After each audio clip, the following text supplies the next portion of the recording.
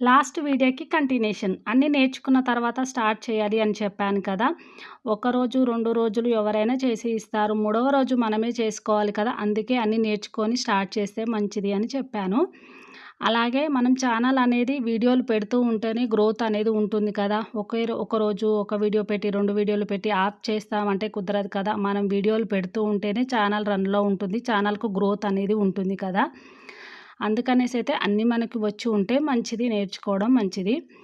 First ఒకటి చెప్తున్నాను. Short వీడియోలనేవి phone పొడుగు పెట్టి తీయాలి. 3 మినిట్స్ లోపు ఉండాలి.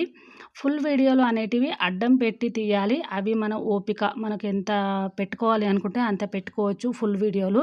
షార్ట్ వీడియోలు మాత్రం ఒకప్పుడు 1 మినిట్ ఉండే. ఇప్పుడు 3 మినిట్స్ వరకు పెట్టుకోవచ్చు. ఫుల్ వీడియోలు అనేది మీ ఇష్టం. మీకు నచ్చినంత పెట్టుకోవచ్చు. కానీ కొంచెం క్లారిటీగా ఉండేలాగా చూసుకోండి. బాయ్. మరికొన్ని నెక్స్ట్ వీడియోలో తెలుసుకుందాం.